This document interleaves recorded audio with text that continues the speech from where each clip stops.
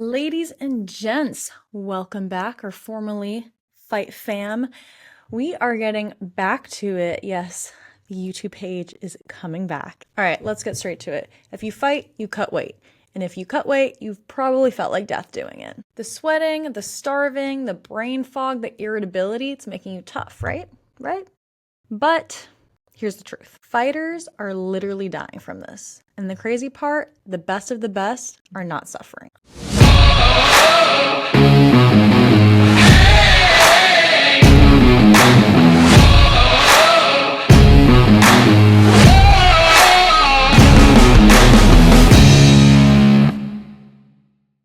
If you don't already know me, let me reintroduce myself. I'm Jackie Kaminsky, sports dietitian, CEO and owner of The Fight Nutritionist. I've spent years, 5 years actually, this March. Yeah, 5 years actually. This March was TFN's 5-year anniversary. But back to the point, I've been helping athletes for years perform, cut weight, and recover the right way without wrecking their bodies in the process. And this podcast, it's here to give you real, no BS, science-backed strategies to perform at your peak, whether you're in the cage, on the field, or wherever demands you to be at your absolute best. We're talking about it in this podcast with some other interesting topics as well, and also incredible guests. And today, we are starting with the biggest myth in combat sports, and that's the idea that suffering equals success in weight cuts. Let's be real. Fighters do not fear death, all right? Let's just get straight to the topic. Let's just be open and honest about this conversation. Because if they did, they wouldn't be getting punched in the face for a living, okay? Can't be afraid to die if you're going to be stepping in with someone and fighting to the death, all right? That's not what you guys are afraid of. Also, you know that weight cuts are dangerous. So I'm not even going to waste my breath anymore explaining why they're bad for you. But we've seen guys, girls collapse on stage at weigh-ins. Even people are literally dying from this. Okay, they end up in the hospital. You're seeing them fall off the scale. And after a fight, even if they look okay, they end up in the hospital with some serious injuries. So here's the question that nobody's asking, or maybe you guys aren't asking it for yourself. If you survive the cut, are you actually in the best condition to compete? Let's recap maybe some major events to help enlighten this question that I have just asked in case you guys have forgotten. So let me just look on my computer real quick. So, all right, we got Joanna back in 2017. I think all of you guys remember this brutal cut, right? This video that came out of her looking like she was in absolute pain, screaming in the bathtub. But if you aren't familiar, so this was a title fight against Rose, and she's literally on record saying how she felt lucky to be alive and that she didn't feel good at all on fight day because she was cutting weight for 14 hours, which essentially it led her to getting knocked out in the first round. But yeah, there we go. We have Joanna doing a brutal cut, cutting for 14 hours. It's ridiculous.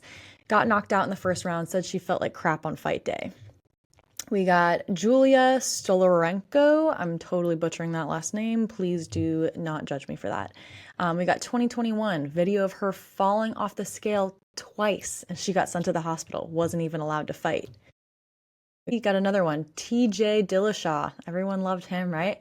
Back in 2019 against Henry Cejudo, and he lost his fight first round TKO. Another really bad weight cut that was on record.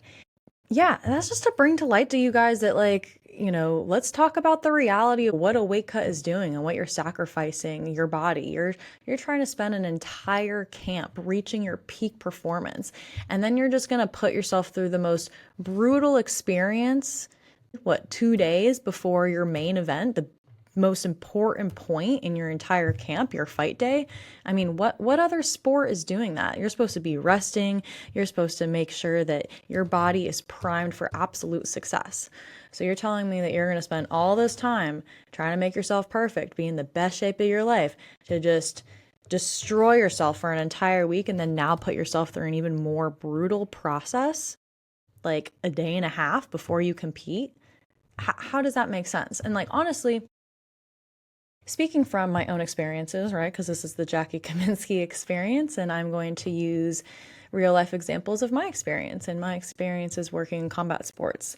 And I mean, I can honestly say that every time that I've had to do a bigger cut with one of my fighters, all of them have ended up in losses.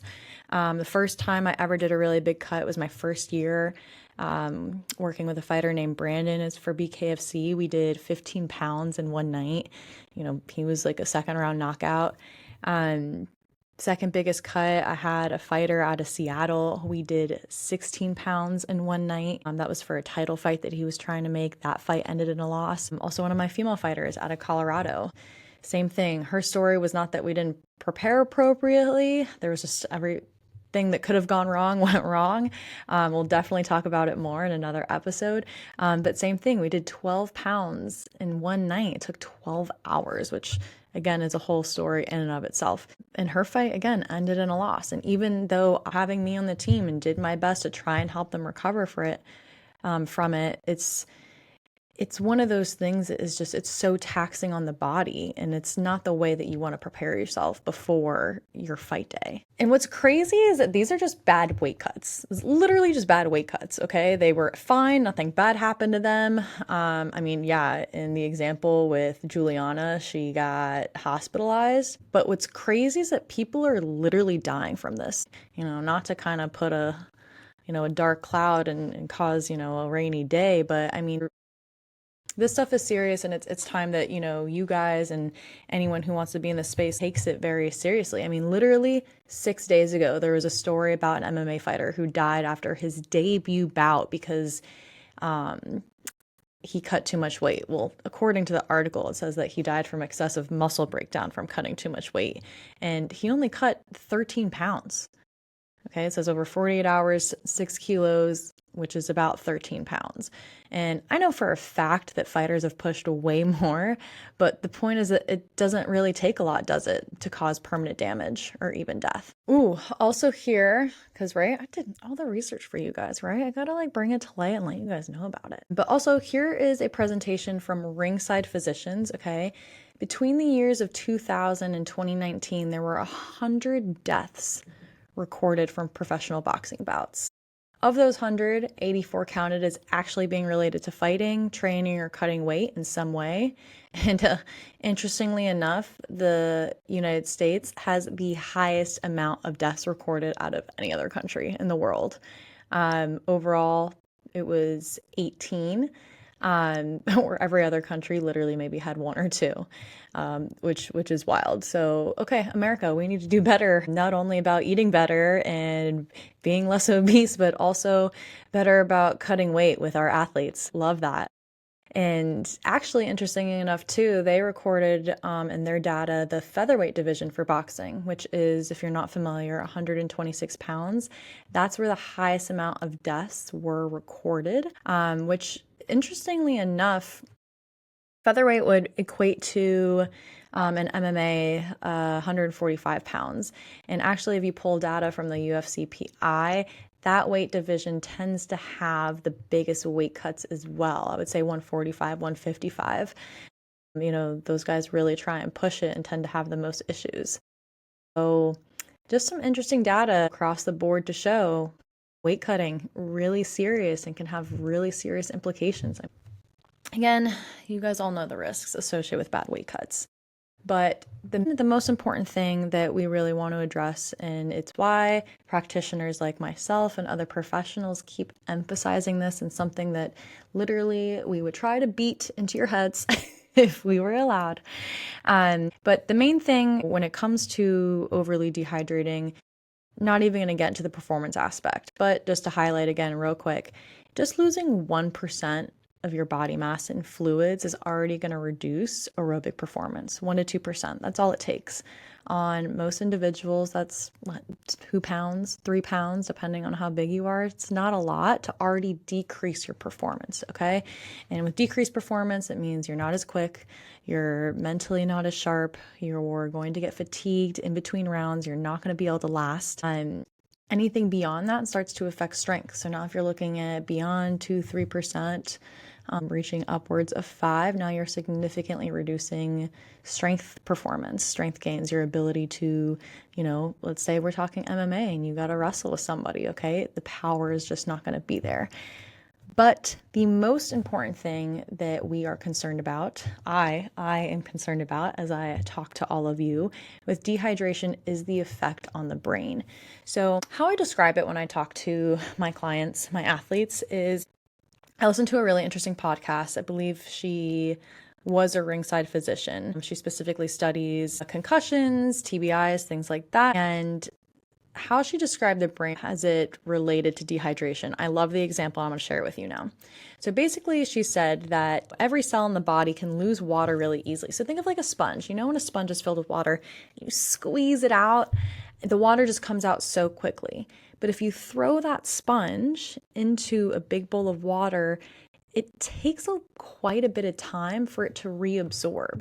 So it's not immediate. The same thing happens in our body with all of our cells. So if we just, drain out every single drop of fluid that we have left, even after a full day, if that's what we're allotted. I mean, some people do same day weigh-ins. Wrestlers, they have to weigh in and then fight literally probably 30 minutes to an hour after weigh-in. Sometimes it's immediate. Same thing with jiu-jitsu. But even with a longer period of time to recover from a weight cut, so let's presume that we're talking about a 24-hour weigh-in. It literally takes, I think that she said that it takes almost 4 weeks for the brain to fully reach equilibrium back to its full hydration state. So a day is not enough. And when we're talking about significantly dehydrating the body, the brain is what we're most concerned about, because what happens is that less water means that there's less cerebral spinal fluid. So that means your brain is now able to juggle around in your big giant skull a lot more easily. So if you're getting punched, it's significantly more susceptible for injury and concussion. Now you're literally beating up your brain because it's just rattling in there because there's no water to hold it in place and keep it protected. Beyond that too, if we're talking less water, that means less nutrient delivery to your brain, okay? So you're gonna get dizzy, you're gonna black out more easily, you're not gonna be able to have the mental acuity, the focus, which fighting, if we're talking about fighting, you gotta be really on your game, all right? Everything's reactionary. Those reactions are gonna be slower.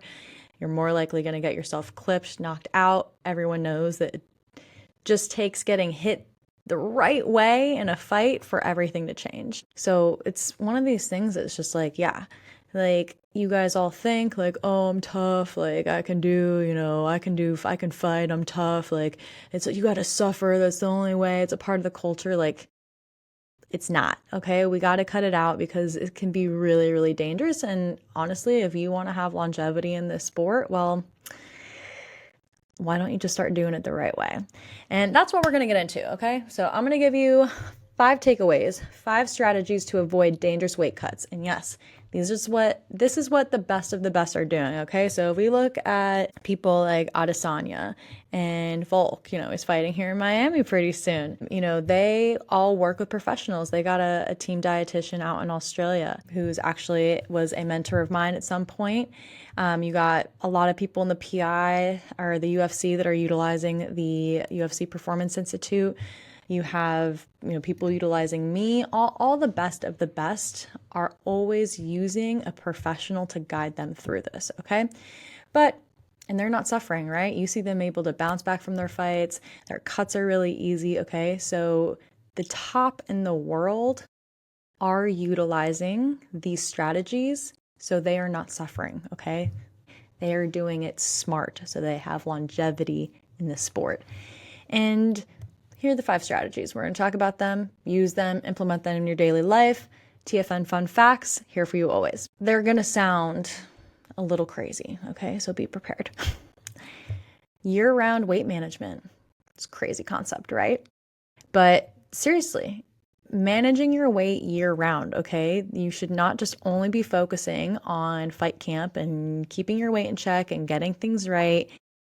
Outside, after your camp, literally after your fight is when you should start focusing on these things and maintaining it all the time.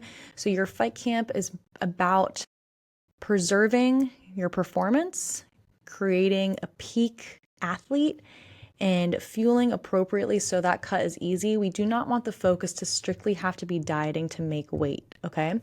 So ideally, and this is data that we've pulled across the board from the UFCPI, from different boxing organizations, mostly the UFCPI because they put out the best data. But the most successful athletes are always walking around within 12% of their fight weight. All right, so let's do some math here. So if we want you walking within 12% of your body weight, always, I would say 15% max. Okay, so those are two numbers that I really want you to remember. 12 is perfect. Within 4 to 6 weeks, you should be able to make weight, no problem. 15%, please give me 6 weeks to minimum to at least make that weight. 12%, 4 to 6 weeks, you're golden. If you have more time, that's so much better. Do all of you guys do that? Absolutely. The fork knot. Obviously, that's why we're having this conversation, because you guys do stupid big weight cuts. So, but yeah, that is the number. That is a standard, okay? And we'll get into this in another podcast episode too. But just gonna be another myth bubble buster for you guys. There's not actually an advantage to being the bigger guy in the cage. So all of you guys that want to cut a crap ton of weight the night before just to put it back so you could be heavier when you're competing, there's really not an advantage to that. And we'll get into that more in a later episode. All right, so strategy number 1, year-round weight management. Strategy number 2, seek professional guidance, okay? Like we just talked about earlier in this episode, with Joanna, she had a team that, while I'm sure that they've had other successful weight cuts, a qualified professional is not going to have to guide anyone through something that miserable. I will say in the beginning, there will always be hiccups. You have to be able to account for it. But the point is that seek a professional who actually knows what they're doing. You want someone who's well-versed in combat sports, weight cutting, who understands dehydration, your coaches, you want to talk to them, you want to ask questions, you want someone who understands how to put together the best plan for you for your performance, how to, manipulate your weight the right way during fight week to minimize as much damage as possible. I mean, at this point, there's so much data that's coming out, especially from the UFCPI.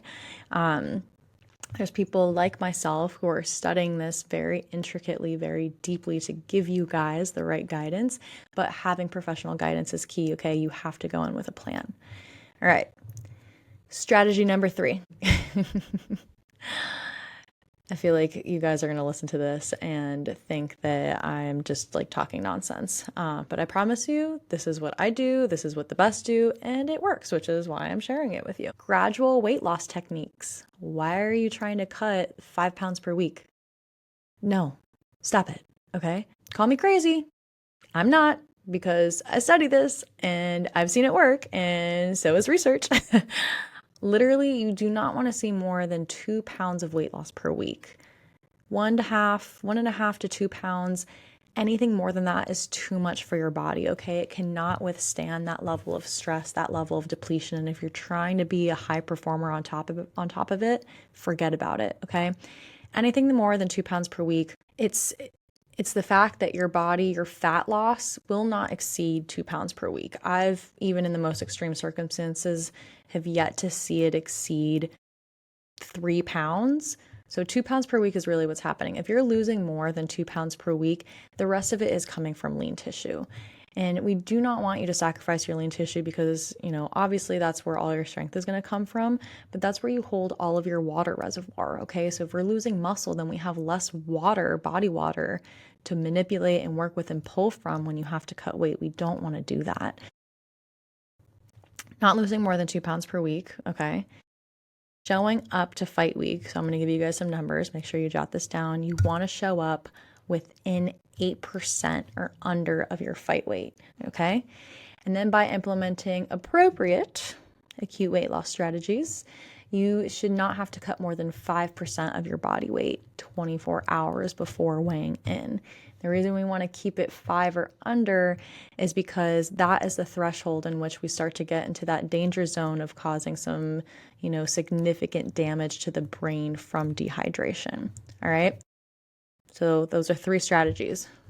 Number 4, proper cutting practices and having a plan. You have no idea how many times I've seen fighters or talk to fighters when I start working with them for the first time.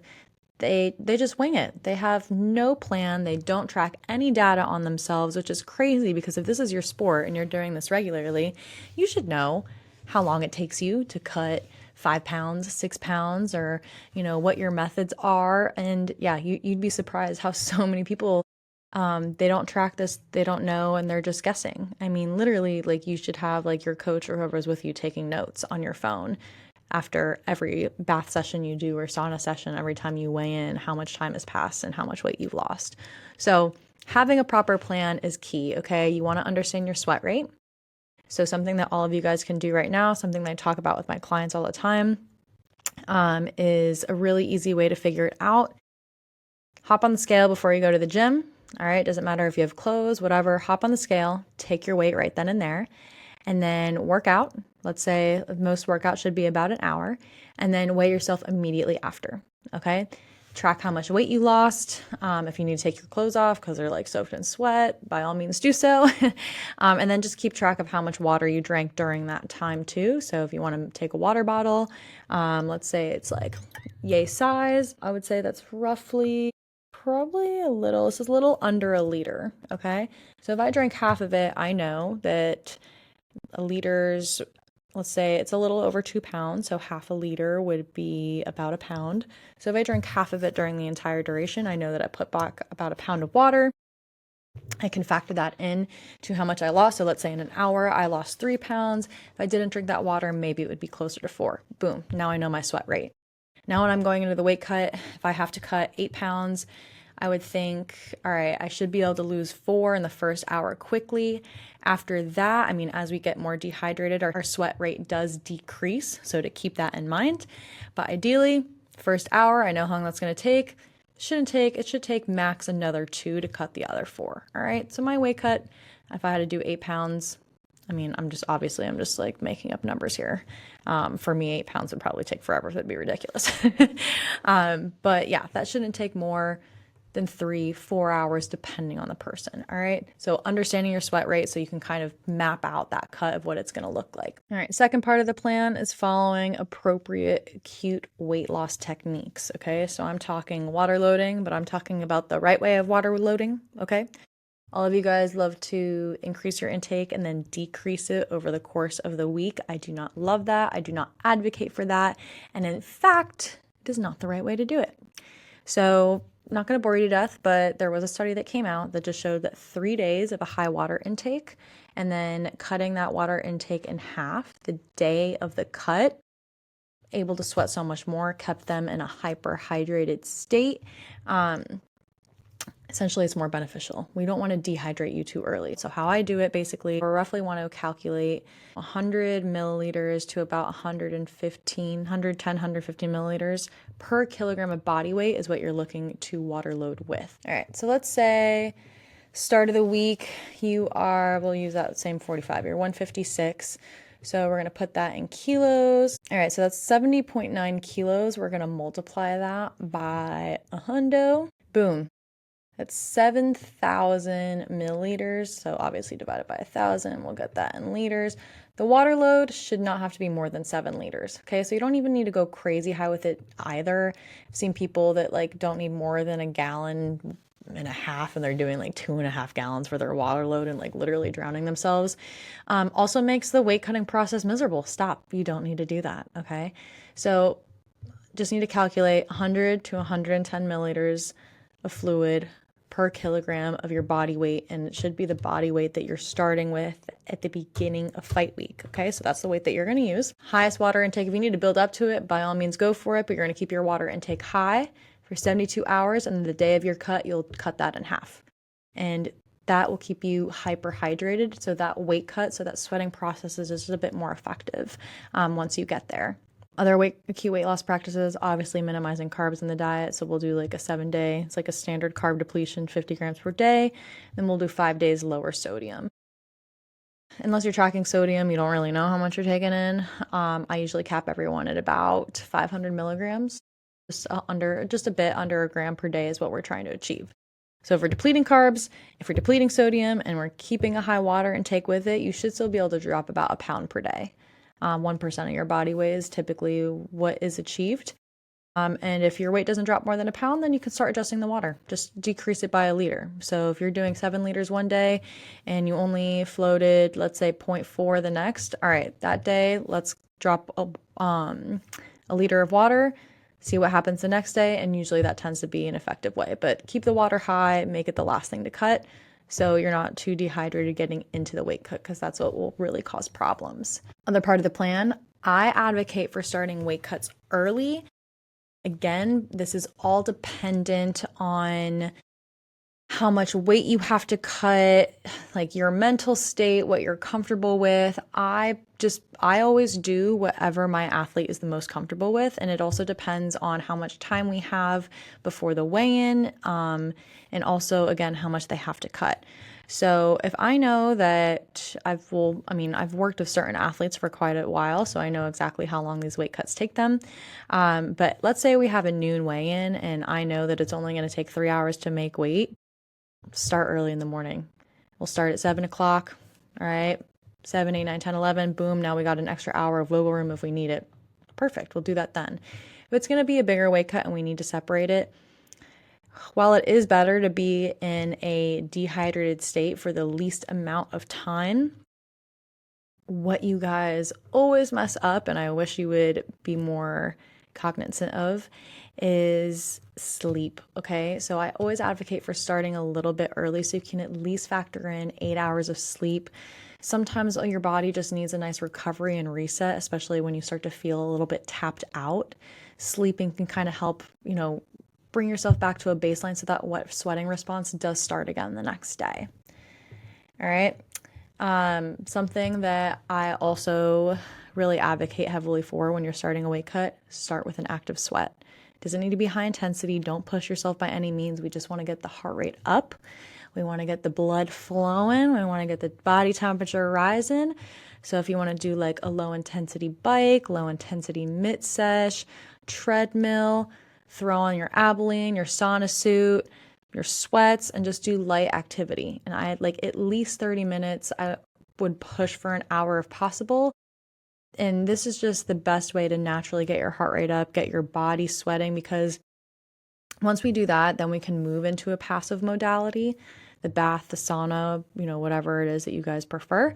And that way your body's already started sweating. The process will be easier instead of kind of getting to the sauna cold. And now it's going to take a lot longer. So we're just trying to ramp up the process. Also, fun fact, it's like impossible to pass out when you're being active. Like you only really see people pass out when they're laying down or when they're in the bath and they're standing up. So always start with an active sweat. If you are going to, after the active sweat, get yourself into a sauna, please stop cooking yourself like a turkey on Thanksgiving, okay? You do not need to be wrapping yourself in all of these plastics and then going into like 130-degree sauna, okay? There is such a thing as overheating, and that will also ruin your weight cutting process, okay? So like I said, if you want to wear them for the active sweat, by all means go for it once you're in the saunas or in the bath. The only goal is to keep your body temperature above that 102 temperature, to keep that sweat rate going, okay? It doesn't take a lot to maintain that, so you don't need to do all the crazy stuff. Maybe at the end, again, for big weight cuts, when we really gotta wring out every last drop of sweat in you, and we need to be a little bit more extreme with our measures because we need to add a little bit more to get that response because it's become so difficult. Maybe you throw on plastics while they're in the sauna if it's, if they're just not responding the way that you want. But for the most part, you do not need to be wearing a full set of plastics in a sauna or in a bath or whatever it is. So stop killing yourself doing that. You don't need to. You're making it harder on yourself. And lastly, part of the plan, what you should all start working with me for, or a professional if they know what they're doing, is that you should still be eating and drinking all the way up to your weigh-ins.